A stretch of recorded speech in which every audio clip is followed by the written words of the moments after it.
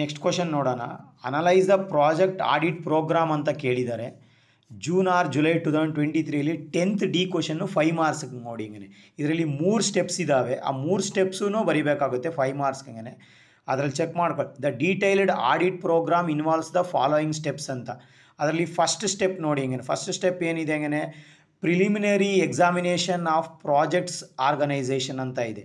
ಏನು preliminary examination of projects organisation ಅಂತ ಇದೆ. Second step preparing the statements of project current and future status ಅಂತ ಇದೆ. ಅದೇ ರೀತಿ ಇಲ್ಲಿದೆ ನೋಡಿ. ಹೆಂಗೆ third steps then conducting the preliminary analysis and presenting the results in the form of audit report. ಅಲ್ಲೇವರೆಗೂ ಸ್ಟಾಪ್ ಮಾಡ್ಬೋದು. ಅಂದರೆ 3 ಸ್ಟೆಪ್ ಮಾತ್ರ ಬರೀಬೇಕಾಗುತ್ತೆ. ಇವಾಗ 1 by 1 ಸ್ಟೆಪ್ಪು ಎಕ್ಸ್ಪ್ಲನೇಷನ್ ನೋಡೋಣ. ಹಂಗೆ ಫಸ್ಟ್ ಸ್ಟೆಪ್ಸ್ ಏನಂತ ಇದೆ, preliminary examination of projects organisation. ಅಂದರೆ ಪ್ರಾಜೆಕ್ಟ್ ಆರ್ಗನೈಸೇಷನ್ ಅಥವಾ ಒಂದು ಪ್ರಾಜೆಕ್ಟ್ ವರ್ಕು ಅಥವಾ ಅಲ್ಲೊಂದು ಎಲ್ಲರೂ ಸೇರ್ಕೊಂಡು ಕೆಲಸ ಮಾಡ್ತಿರ್ತಾರಲ್ವ, ಹಂಗೇನೆ ಅಲ್ಲಿ ಏನಂದರೆ ಪ್ರಿಲಿಮಿನರಿ ಎಕ್ಸಾಮಿನೇಷನ್ ಏನು ನಡೀತಾ ಇದೆ ಅಂತ ಹೋಗಿ ಫಸ್ಟ್ಗೆ ನೋಡೋದು. Preliminary examination of projects organisation administration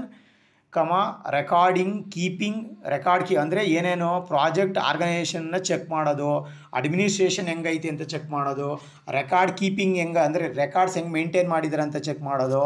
next planning and control. ಯಾವ ರೀತಿ ಪ್ಲಾನ್ ಅಂದರೆ ವರ್ಕ್ ಪ್ರೋಗ್ರೆಸ್ಸನ್ನು ಹೆಂಗೆ ಪ್ಲಾನ್ ಮಾಡ್ಕೊಂಡಿದ್ದಾರೆ, ಹೆಂಗೆ ಕಂಟ್ರೋಲ್ ಮಾಡ್ತಿದ್ದಾರೆ, ಮತ್ತು ವರ್ಕಿಂಗ್ ಮೆಥಡ್ಸು ಮತ್ತು techniques use to establish the extent to which they are the basis for building up the statements of project current and future status. ಅಂದರೆ ಇವೆಲ್ಲ ಚೆಕ್ ಮಾಡಿದ್ದಾದಮೇಲೆ ಹಂಗೇನೆ ಅವರು ಪ್ರೆಸೆಂಟ್ ಕಂಡೀಷನ್ ಏನೈತೆ, ಯಾವ ಪ್ರೋಗ್ರೆಸ್ ಆಗೈತೆ, ಮತ್ತು ಏನನ್ನು ಅಂದರೆ ಫ್ಯೂಚರಲ್ಲಿ ಯಾವ ರೀತಿ ಈ ಪರ್ಟಿಕ್ಯುಲರ್ ಪ್ರಾಜೆಕ್ಟು ಬಿಲ್ಡಪ್ ಆಗ್ಬೋದು ಅಂತ ಅನ್ನೋದನ್ನು ಅವರು ಹೇಳ್ತಾರೆ. ಹಂಗೇನೆ ಅದು ಫಸ್ಟ್ ಸ್ಟೆಪ್ ಅಂತ, ಪ್ರಿಲಿಮಿನರಿ ಅಂತ ಅಂದರೆ. ಸೆಕೆಂಡ್ ಸ್ಟೆಪ್ ನೋಡೋಣ ನೋಡಿ. Preparing the statements of project current and future status. ಅಂದರೆ ಪ್ರೆಸೆಂಟ್ ಇರೋವಂಥ ಪ್ರೆಸೆಂಟ್ ಇರೋವಂಥ ಕಂಡೀಷನನ್ನು ಅವರು ಸ್ಟೇಟ್ಮೆಂಟ್ ರೂಪದಲ್ಲಿ ಅಂದರೆ ಒಂದು ರೆಕಾರ್ಡ್ ರೂಪದಲ್ಲಿ ಹಂಗೇನೆ ಆ ಒಂದು ಇದು ಮಾಡ್ತಾರೆ. ಅದ್ರಾಗ ನೋಡೋಣ. ಮತ್ತು ಫ್ಯೂಚರ್ ಸ್ಟೇಟ್ಸ್ ಏನಾಗ್ಬೋದು ನೆಕ್ಸ್ಟ್ ಫ್ಯೂಚರಲ್ಲಿ ಇದಂತ ಅಲ್ಲಿ ನೋಡಿ. Giving the detailed list of completed work as compared with the projects performance base line ಅಂತಂದರೆ ಒಂದು ಪ್ರಾಜೆಕ್ಟನ್ನು ಯಾವುದೇ ಒಂದು ಪರ್ಟಿಕ್ಯುಲರ್ ಪ್ರಾಜೆಕ್ಟನ್ನು ಒಂದು ಬೇಸ್ ಲೈನಿಂದ ಸ್ಟಾರ್ಟ್ ಮಾಡ್ಕೊಂಡಿರ್ತಾರೆ. ಅಂದರೆ ಒಂದು ಸ್ಟಾರ್ಟಿಂಗ್ ಪಾಯಿಂಟ್ ಅನ್ನೋದು ಇರಲೇಬೇಕಲ್ಲ. Base line means it is a starting point ಅಂತ ಅಷ್ಟೇ. ಸ್ಟಾರ್ಟಿಂಗ್ ಪಾಯಿಂಟಿಂದ ಇದು ಮಾಡ್ಕೊಂಡಿರ್ತಾರೆ. ಮತ್ತು recording the costs expended by the project team to carry out. ಅಂದರೆ ಎಕ್ಸ್ಟ್ರಾ ಏನಾದರೂ ಹಣನೇನ ಖರ್ಚು ಮಾಡಿದರೆ, ಎಕ್ಸ್ಪ್ಯಾಂಡ್ ಮಾಡ್ಕೊಂಡಿದ್ರೆ ಹಂಗೇನೆ ಅದು ವರ್ಕನ್ನು ಅಂದರೆ ನೋಡಿ, project team to carry out the work to date, quality of the work done. ಅಂದರೆ ಅದಕ್ಕೆಲ್ಲಕ್ಕೂ ಕ್ವಾಲಿಟಿ ಆಫ್ ದ ವರ್ಕ್ ಡನ್ಗೆ ಎಕ್ಸ್ಟ್ರಾ ಏನಾದರೂ ಕಾಸ್ಟ್ ಅಂದರೆ ಹಣ ಏನಾರ ಖರ್ಚು ಮಾಡಿದರೆ, ಮತ್ತು comparing the fulfilment of contractual obligations against commitments. ಅಂದರೆ ಕಾಂಟ್ರಾಕ್ಟ್ರ್ ಜೊತೆ ಆ ಪರ್ಟಿಕ್ಯುಲರ್ ಪ್ರಾಜೆಕ್ಟನ್ನು ಕಂಪ್ಲೀಷನ್ ಮಾಡಬೇಕಾದ್ರೆ ಒಂದೆಲ್ಲನೂ ಇದು ಮಾಡ್ಕೊಂಡಿರ್ತಾರೆ. ಏನು ಮಾಡ್ಕೊಂಡಿರ್ತಾರೆ, ರೂಲ್ಸ್ ಆ್ಯಂಡ್ ರೆಗ್ಯುಲೇಷನ್ಸನ್ನು ಅವ್ರ ಕಾಂಟ್ರಾಕ್ಟ್ ಜೊತೆ ಒಂದು ಕಾಂಟ್ರಾಕ್ಟ್ ಅಂದರೆ ಕಾಂಟ್ರಾಕ್ಟ್ ಕೊಟ್ಟಿರೋ ಅಂಥ ಓನರು ಮತ್ತು ಕಾಂಟ್ರಾಕ್ಟ್ರು ಎರಡೂ ಇಬ್ಬರು ಸೇರಿಕೊಂಡು ಒಂದು ಇದನ್ನು ಮಾಡ್ಕೊಂಡಿರ್ತಾರೆ. ಹಂಗೆ ಒಂದಷ್ಟು ರೂಲ್ಸ್ ಆ್ಯಂಡ್ ರೆಗ್ಯುಲೇಷನ್ಸ್ ಮಾಡ್ಕೊಂಡಿರ್ತಾರೆ. ಅಲ್ಲೇನಾದರೂ ಆಬ್ಲಿಗೇಷನ್ಸ್ ಅಂದರೆ ಏನಾದರೂ ಮಿಸ್ಟೇಕ್ಸ್ ಇದೆಯಾ ಅಥವಾ ಏನಾದರೂ ವೇರಿಯೇಷನ್ ಆಗಬೇಕಾ ಅಂತ ಅಲ್ಲಿನೂ ಚೆಕ್ ಮಾಡಬೇಕಾಗುತ್ತೆ. ಅದೇ ರೀತಿ ನೆಕ್ಸ್ಟ್ ಪಾಯಿಂಟ್ ನೋಡಿ, ಅಲ್ಲೇನೆ ರೆಕಾರ್ಡಿಂಗ್ ದ ಅಬ್ಸರ್ವ್ಡ್ ಫ್ಯಾಕ್ಟ್ಸ್.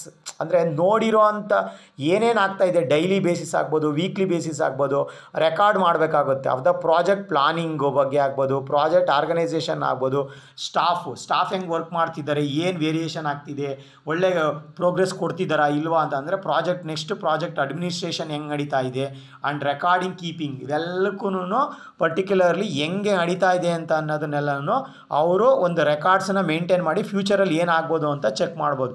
ಅದೇ ರೀತಿ ಇಲ್ಲಿ ನೋಡಿ ನೆಕ್ಸ್ಟ್ ಪಾಯಿಂಟ್ ಏನಂತ ಇದೆ, recording the working methods techniques. ಅಂದರೆ ಯಾವ ಮೆಥಡಲ್ಲಿ ಅವರು ವರ್ಕ್ ಮಾಡ್ತಾ ಇದ್ದಾರೆ, ಟೆಕ್ನಿಕ್ಸನ್ನು ಯಾವ್ದು ಯೂಸ್ ಮಾಡ್ತಾ ಇದ್ದಾರೆ, ಕಮ್ಯುನಿಕೇಷನ್ ಹೆಂಗೆ ಮಾಡ್ತಿದ್ದಾರೆ, ಪ್ರಾಜೆಕ್ಟ್ ಫೆಸಿಲಿಟೀಸ್ ಏನಿದೆ, ಆ್ಯಂಡ್ ಎನ್ವಿರಾನ್ಮೆಂಟ್ ಅಂದರೆ ಯಾವ್ಯಾವ ಫೆಸಿಲಿಟಿ ಇದೆ, ಮತ್ತು ಎನ್ವಿರಾನ್ಮೆಂಟ್ ಒಳ್ಳೆ ಗುಡ್ ಎನ್ವಿರಾನ್ಮೆಂಟ್ ಇದೆಯಾ ಇಲ್ವಾ ಅಂತ. ಮತ್ತು ಕಂಟ್ರೋಲ್ ಅಡ್ಮಿನಿಸ್ಟ್ರೇಷನ್ ಅಂದರೆ ವರ್ಕರ್ಸನ್ನೆಲ್ಲ ಟೈಮ್ ಟು ಟೈಮ್ ಕರೆಕ್ಟಾಗಿ ವರ್ಕ್ಗೆ ಬಂದು ಎಲ್ಲ ಕೆಲಸ ಮಾಡೋ ಥರ, ಅಂದರೆ ಕಂಟ್ರೋಲ್ ಅಡ್ಮಿನಿಸ್ಟ್ರೇಷನ್ ಚೆನ್ನಾಗಿದೆಯಾ ಇಲ್ವಾ ಅಂತಂದು. ಮತ್ತು ಕಂಟ್ರೋಲ್ಸ್ ಓವರ್ ಸಬ್ ಕಾಂಟ್ರಾಕ್ಟರ್ಸ್, ಅಕಸ್ಮಾತ್ ಏನೋ ಸಬ್ ಕಾಂಟ್ರಾಕ್ಟರ್ ಕೊಟ್ಟಿದ್ದರೆ ಅವ್ರೇನಾದರೂ ವರ್ಕ್ ಕರೆಕ್ಟಾಗಿ ಮಾಡ್ತಿದೆಯಾ, ಮತ್ತು ಸಪ್ಲೈಸ್ ಅಂದರೆ ಏನಾದರೂ ಮೆಟೀರಿಯಲ್ಸ್ ಬೇಕಾಗಿದ್ದರೆ ಸಪ್ಲೈ ಕರೆಕ್ಟಾಗಿ ಬರ್ತಿದೆಯಾ ಇಲ್ವಾ ಅಂತಂದೆಲ್ಲ ಚೆಕ್ ಮಾಡ್ತಾರೆ.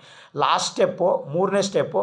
ದೆನ್ ಇವೆಲ್ಲ ಆದಮೇಲೆ ಲಾಸ್ಟಲ್ಲಿ conducting the preliminary analysis and presenting the results in the form of audit report. ಅಂದರೆ ಒಂದು ಆಡಿಟ್ ರಿಪೋರ್ಟಲ್ಲಿ ಅವರು ನೋಡಿದಂಥ ಪ್ರೆಸೆಂಟ್ ಸ್ಟೇಟಸ್ಸು ಮತ್ತು ಫ್ಯೂಚರಲ್ಲಿ ಏನು ಆಗ್ಬೋದು, ಇದು ಪ್ರೋಗ್ರೆಸ್ ಆಗುತ್ತಾ ಇಲ್ವಾ ಅನ್ನೋದನ್ನು ಎಲ್ಲ ಬರೆದು ಅವರೆಲ್ಲ ಸೈನ್ ಮಾಡಿ ಆ ಪರ್ಟಿಕ್ಯುಲರ್ ಹೈಯರ್ ಲೆವೆಲ್ ಮ್ಯಾನೇಜ್ಮೆಂಟ್ಗೆ ಸಬ್ಮಿಷನ್ ಮಾಡ್ತಾರೆ. ನೋಡಿ, ಇದೇ ಮೂರನೇ ಸ್ಟೆಪ್ಪೇ ಕೊನೆ. ಈ ಪರ್ಟಿಕ್ಯುಲರ್ ಇಷ್ಟಕ್ಕೆ 5 ಮಾರ್ಕ್ಸ್ಗೆ ಈಸಿ ಇದೆ, ಆರಾಮಾಗಿ ಬರೀರಿ. ಗ್ಯಾರಂಟಿ ಕ್ವಶನ್ಸ್ ಇವೆಲ್ಲನೂ ಪ್ರಾಜೆಕ್ಟ್. Okay, thank you.